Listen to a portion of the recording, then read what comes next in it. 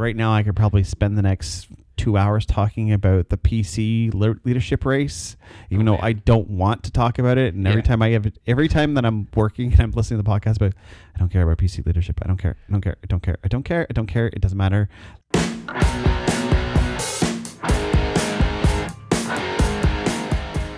Welcome back to Poutine Politics, Canadian issues served with cheese curds. Hey, Mike. Hi, Adam. How's it going? Good. All right. I hear that we're going to be talking about some voting. Yes, I wanted to revisit the Electoral Reform. And the reason why I want to revisit Electoral Reform is because I remember way back in the podcast, and I remember learning about Electoral Reform and just kind of being like, yeah, I like that, but I don't like it. And I didn't know why. Okay.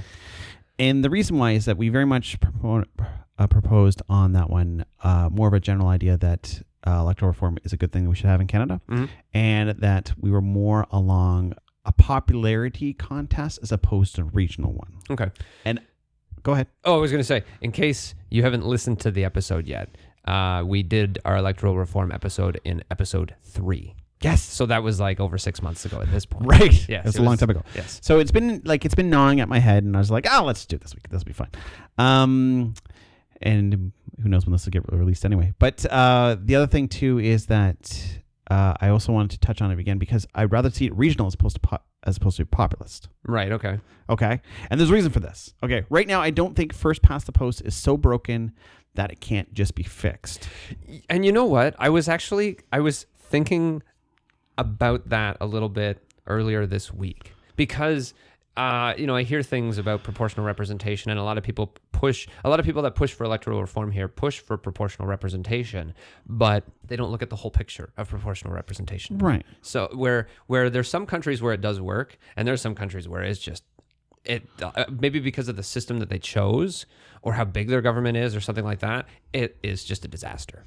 Well, the thing about proportional representation works well if you have a small place that's pretty universal, like, a small country where you don't have a lot of ethnic diversity or geographical diversity or anything like that. Right. I don't think it works well for Canada because I don't want to see a position where with proportional representation, which is basically a popularity contest, right? Whoever gets the most votes, whatever, in some way or form. Like, you vote for the party as opposed to your local riding. The problem is that I don't want to see it where Toronto is making a decision for the Yukon. Right. Right, because the Yukon, the Northwest Territories, none of it, all those they would never get anyone elected. Well, and not only necessarily that they wouldn't get anyone elected, it would just be that the votes there would be such a small percentage of the whole, right? Like right now, what is it? Between all 3 territories, there's basically just 3 ridings, I think, right? Yeah. Like each of them has 1 riding. So I guess they have some representation there based on even though they have such a small population, but under like a standard proportional representation where it's just popular vote wins, or not wins, but I mean, the seats are divided based on popular vote. Yeah, there'd be less possibility for representation for smaller population centers. Yeah, they just wouldn't, right? And the other thing too is that they also lead to proportional representation leads to very extreme parties too. Mm-hmm. So if you look at the last election, let's say you're on the line along the same lines of me, that Green Party was underrepresented in the last election. If you look at it as like pure popularity contest, the PPC party should have gotten in too. Yep. Most people that voted Green definitely do not want people that are on PPC. I would think so. Right. And the problem I find with popularity contests, or depending on how you want to run your ballots, it doesn't allow you enough of a no vote, for lack of a better term. Okay. It allows you a yes vote. Yes. Very much so. But because you're saying this is who you're voting for. This is what you're voting for. But if you have to rank them or something like that, then you can often get wild swings where you can be like, oh, well, now the Swedish Nazi party has say. Right. Which there is a Swedish Nazi party. There is. That represents. I don't want that in Canada. Right. I don't want a Canadian fascist party. I don't want a Canadian communist party. I don't want any of that. And the other thing about first past the post that is good, like these are the good things about it. Majority is good, despite what people say. Coalition governments are good, but like coalition governments are often toppled by an extreme party by itself. Yeah. Well, I think that was also part of the issue in Britain up until this last election, because while the Conservatives in Britain were trying to figure out the whole Brexit thing, part of who they had to get support from was the DUP, which is a Northern Ireland party. And because of issues with open borders with the EU and stuff like that, the Conservatives were going to lose the support of the DUP in Northern Ireland because part of it's the whole agreement between Northern Ireland and open borders and so yeah, on the and so troubles. forth. Just Yeah, the troubles. exactly. There's a reason why it's called that. That's right. Yes, for sure. And it's good. It's called the Good Friday Agreement, is what it's called. Yeah. So, but yeah, I mean, you're right. The issue is the United Kingdom uses first past the post, but in a minority situation, you got to rely on other parties. In a proportional representation, you're always going to have to rely on other parties. Yeah, because there's going to be so many. There won't be 4 parties to choose from. There will more likely be 12 to 20. Right. Depending on region and where it is. And then you're going to also, to get more regionality, I don't mind regionality. Like, as much as I hate the fact that the Bloc Québécois represents a party that wants to leave Canada, the fact that the Bloc Québécois represents Quebec is actually a good thing. Yeah. Because they're voting, and their premise is to vote, I'm voting for Quebec. So they have more regional representation than every other party because they're just voting, I care about this. Other than an independent. Yeah. Well, okay. So thinking about that, do you think that if we were in a proportional representation system, do you think more people in Quebec would vote for the Bloc because of that? Because they would feel like they would have more representation with the party that's fixed in their province?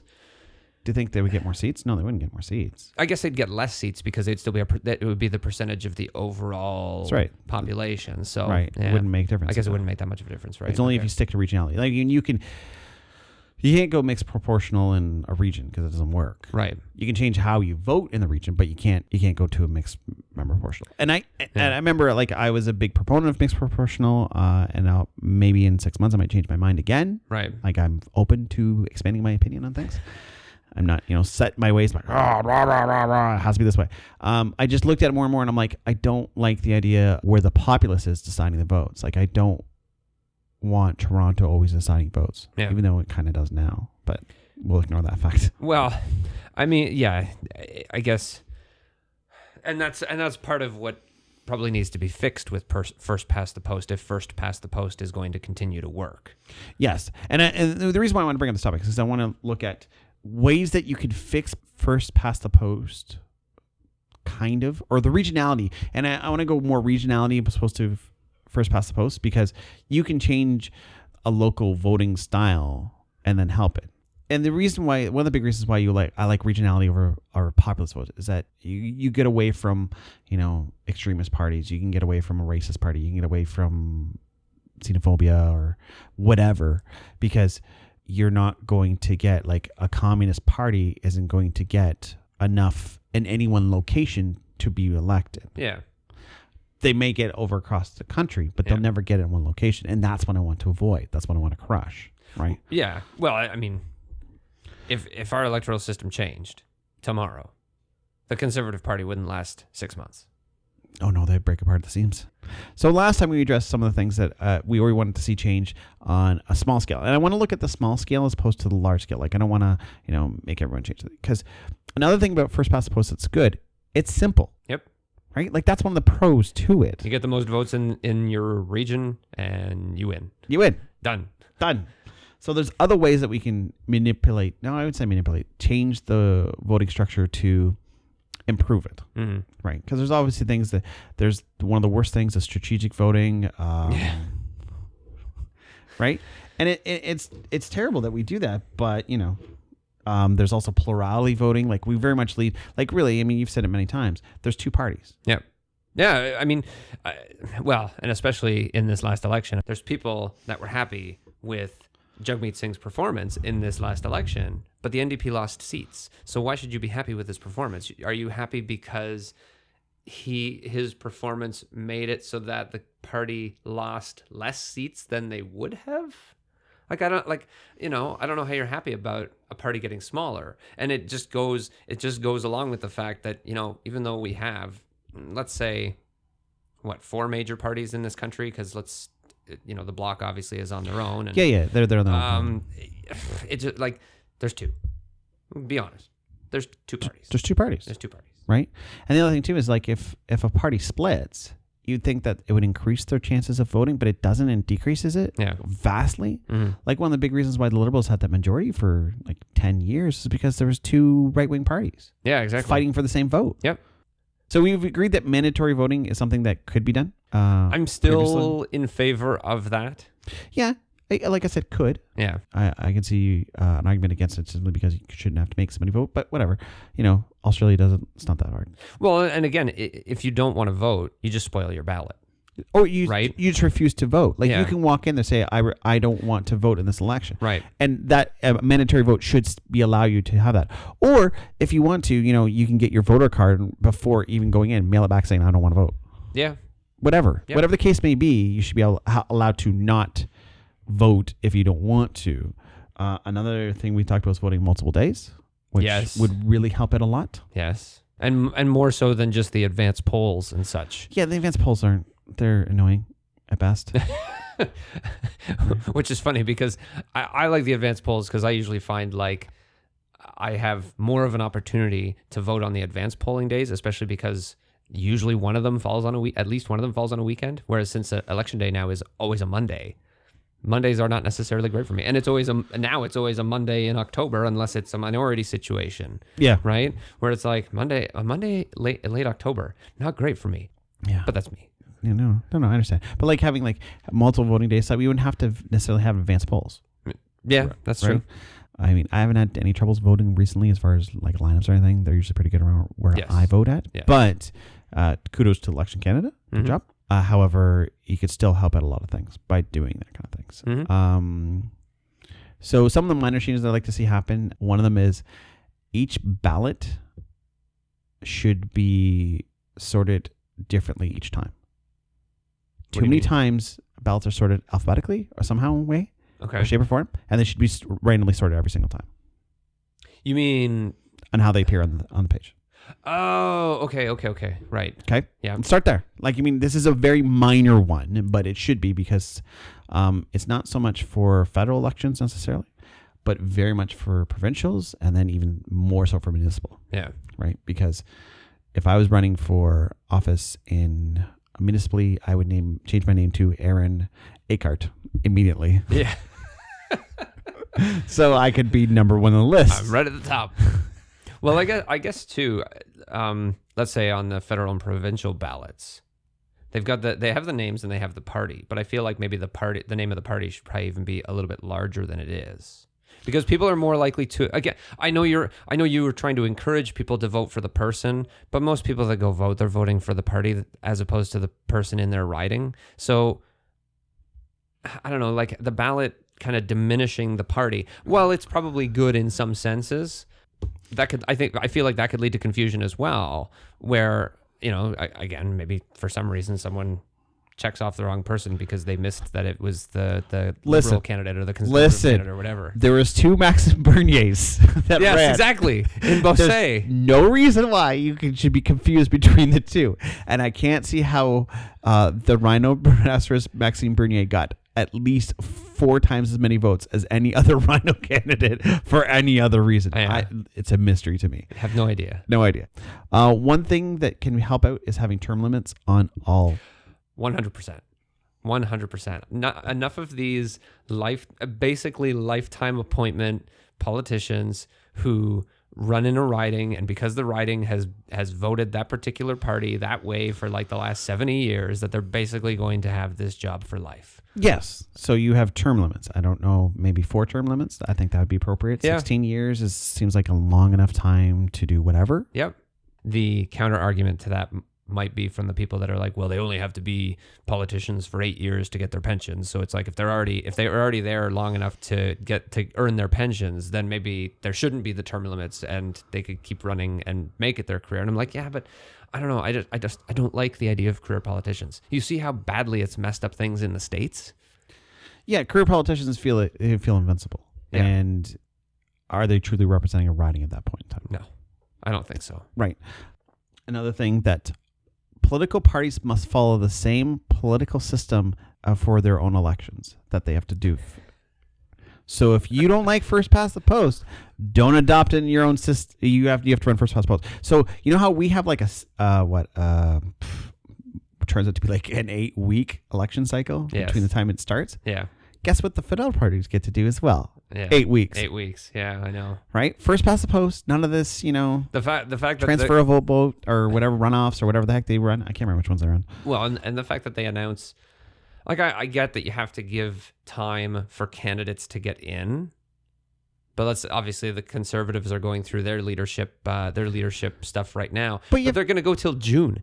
They're giving what are they giving the candidates until the end of February to get in? But then they're not going to get voted on until June, and they're going to have debates and such in between. We do this in the federal election cycle within 36 days.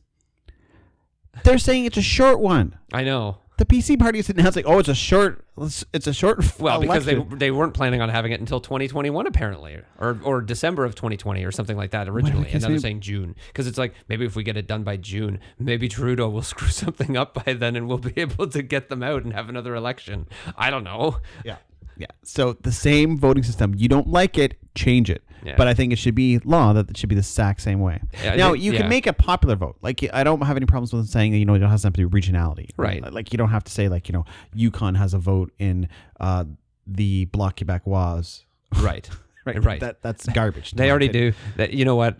In some research for a topic, I was looking at the 2017 Conservative leadership election, and it's like they assign points to each riding in the country, but it's not like people in every riding are voting for the leader of the party.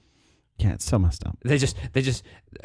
They randomly say, well, you won that riding, but it's like, how do you know that they won that riding? You're just saying that that's a riding that they won. I just make the rules the same. Yeah. And be done with it. Yep. The other thing I want to eliminate is parachute politicians. Oh man.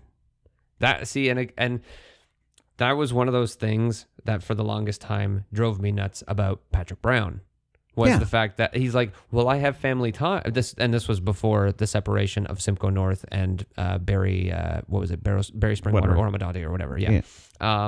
Because he was running in Simcoe North and he's like, well, I have family ties in Simcoe North. And I'm like, but you don't live there. My opinion on this is that if you want to run in a riding, your principal residence should be in that riding. Yep. And it should be there 2 years before you're allowed to run. Oh, yeah. Also, you should put on guidelines to follow that aren't intrusive, but difficult to overcome, so to speak. So like you can say, like, if your kids are going to school in Manitoba, but you want to claim that your riding is Barrie. Yeah. Really? Yeah. I don't think so. Now, at the same point in time, I get that some of these politicians, they are wealthy. They have more than one residence. As far as I know, there's principal residency. Yes, exactly. And that's the one that matters. The rest of them, I don't care. You don't represent that riding. Politicians have to file a tax return just like everybody else. Whatever address you put on your tax return, that is the riding that you're allowed to ride in or to run in. Simply. Yeah. And then you don't get that. Now, you're still going to get parachute politicians. You're still going to have people that are willing to move to guarantee their riding, which is fine. Like, I don't have problems with that. If you're willing to commit that much, at least you're there. Right. Like, you can say that you're from that riding. Yeah. Whatever your address was 2 years ago before the election commenced, that's your riding. Yeah. Let's see how much that changes the game. Right? Because then you just don't have somebody that doesn't represent you necessarily. Yep. Right? Here's the one that I've never seen anyone even talk about, but I think it's great. Remove polling. Get rid of it altogether. Oh, like no abacus, no ipsos, no... Nobody's allowed to poll. Nobody's allowed to poll. Have the same fines that they use for criticizing the Canadian government, which is $5,000 up to 6 months jail. If you're not from Canada, it's an actual thing. Yeah. Okay. Have that apply. I mean, you can't remove it completely. Right. Like, I understand, no matter, like, even the parachute politics, everything, you can never do an absolution. Right. Which is why gun laws are stupid. But, that's another tangent for another day. Yes. But the idea that just because you remove polling means that they're never going to get polling, they still can get it. But the reality is that, one, you're not going to walk into a voting ballot and go, well, I'm not sure I have to vote Liberal because if I vote NDP, the PC guy could get in. You don't know. So you're voting not based off of strategically voting, which far too many people do. You're voting based on what you think who is the best. And because you're voting based on who you think is the best, that's going to change the mind of the politicians. Because when Jagmeet Singh went after Elizabeth May because she knew that she was creeping into his votes, he's not going to do that because he doesn't know. Right. He has no idea. Well, I mean, the parties are probably still going to do their own internal polling anyways.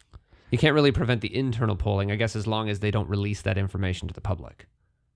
Because he could have, I think the argument there is that he still probably could have gone on that attack because he would have had information that the Green Party was going after NDP policies. But if he can't poll the general population, he doesn't know. Okay. I mean, yeah, maybe you're right. Okay. Right? Okay. And then what's the news coverage going to be like? Because they're going to talk. What are they going to talk about? They're going to have no polls to talk about. They're going to have to talk about get that. You ready? They're going to talk about the issues. Oh my god. Oh my god. Wait. No, we can't. What, like blackface? Or anything? No, you mean the real issues? Well, let's not pretend here. Well, they're going to talk about blackface for 5 hours on end. You shouldn't be voting based on what you think is going to happen. And that's what I want to avoid. I want to try to eliminate as much as possible a merit-based system where people are voting with their with what they think they want to see going forward, as opposed to voting trying to get a party out. Right. Yeah, and like you said earlier, that's the issue with strategic voting. Right. If you eliminate the ability for them to strategize, you get a lesser amount of strategic voting. Yeah. Yep. As a direct result. And then I think that's where the news people will not like it. Because because it'll force them to be actual reporters again. Not that I fault them for it. It's a capitalist way of doing things. They're going to do what sells, not what's necessarily right. I was going to say it's the problem is that there's probably a large enough percentage of the population that wants that information, and so they could provide it to them. Oh yeah, for sure. And I'm not saying like it's more than 50% of the people in the country. I'm just saying there's a large enough segment of the people that are paying attention to CBC or CTV or National Post or whatever that want that information, and so that's why it's out there every single day. Like the only reason you would want that information is to influence your decision. Yeah, influence your decision by reading the platforms. And listening to the Poutine politics episodes that we did back when the election was happening. Yeah, like we went through those things. Feel for us. That's right. They were painful. At least. God, I hope for not a slap. That's the only reason I want a snap election. Exactly. I mean, it might be interesting to talk about, but I don't want to go through the platforms again. Now, the last thing is how the voting would work. I proposed that you go a scoring method as opposed to a ranked ballot. Okay. And the reason why is studies have shown that a scoring method is easier and simpler to use than a ranked ballot. So how does that work? You go through all the politicians and rate them 1 to 5. That's still kind of ranked balloting, though. Yeah, but like it's not like 1, 2, 3, 4, 5, 6. Okay. You don't have to. You're like each of them. You're saying how do you rate them from 1 to 5? Yeah. Yeah. You're not saying I pick this person first, this person second, this person third. You're saying okay, I'm giving this person a 4 out of 5, this person a 3 out of 5, this person a 5 out of 5, something like that. Yeah, that's right. Okay.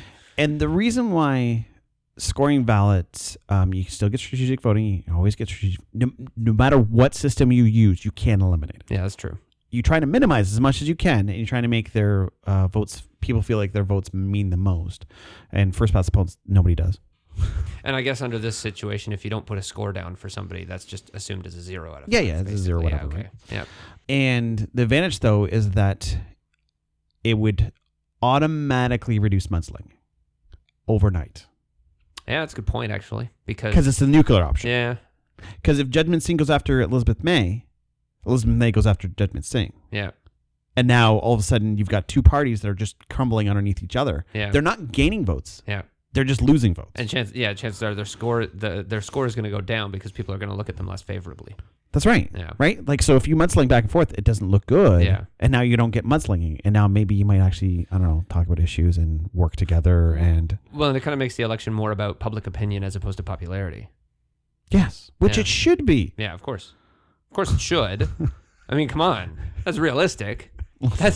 There's a difference between, the optimistic view of things and reality. Okay, now I'm not like everyone here who listened to a previous episode where I said, about whether or not we should waste the political capital on public versus Catholic. That was me looking at it realistically. Yes. I know that I am looking through this through a magical prism of ultimate that we're going to get this done. Yeah. Like, this is all theoretical. I know that nobody's going to do probably any one of those suggestions. Mm-hmm. Yeah, of course not. Right. So I'm fully willing to admit that there's no political gain here. Because they all are great. Stop spending your political capital, Mike. Yeah. But you're an influencer now. I have influence with Doug Ford with you. Yes, that's right. I forgot. Stop it. You're ruining me. You're going to ruin me, man.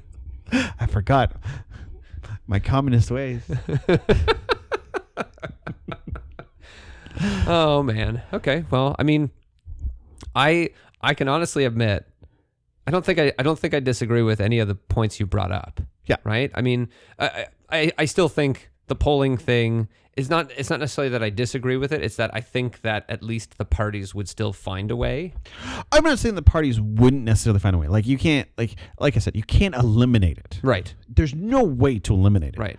If the average person has a difficult time, and it's all about making great changes often is nudging. Like, you don't have to make a huge change to have a dramatic effect. Mm-hmm. So if you can make somebody not aware of polling, and then they go into the ballot, well, now I have to know who I want to vote for. Right. Hopefully, they're going to vote the way that they want to vote. Like, very much, I've taken the position that I'm now voting on who I think I want to vote for, as opposed to trying to vote strategically. Which I really have traditionally, which is why usually whoever I vote for never gets in. Right. Yeah, really. I think my streak is up to like 11 now. Well, like how when the elections come up and the platforms come out, or even sometimes before the platforms come out, CBC in particular, but the other news organizations in the country, they usually have like that bullet point. Here's what each of the parties is about. Oh yeah, right. Which is great.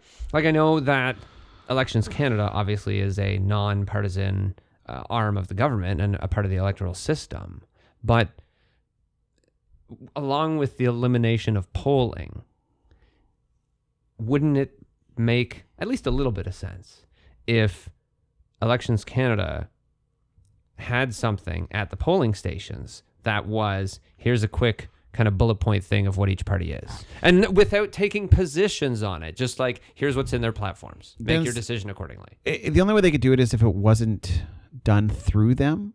Right. Like, if they only provided the information. So if they'd had no editorial capacity to do it, and they said, oh, Green Party, you get to have 3 points. They can only be 120 characters per point. Yep. And this is the format, and everyone's going to have the same format. Here's your bulletin card. Yeah, you could do that. Yeah, like the parties provide the points, and Elections Canada puts out the pamphlet or whatever. Yeah. So that way, I don't really have a really big problem with that. I don't really see how it would be detrimental in any way, shape, or form. Mm-hmm. But I mean, how much would it really influence somebody's decision, though? The reason why I mentioned something like that is, like you said, some people are certainly influenced by the polling, and then there's also a lot of people that they don't take the time to read the platforms. Oh, right? Yeah, and if we were going to go through a mandatory voting system, I think that would also be beneficial. So if we were to introduce a mandatory voting system, because obviously we're going to win on a rhino double-headed campaigning in the next election. That's right. So when we bring this in, we'll definitely have to consider. Yeah, I think that would be good. Poutine Politic 2023. What?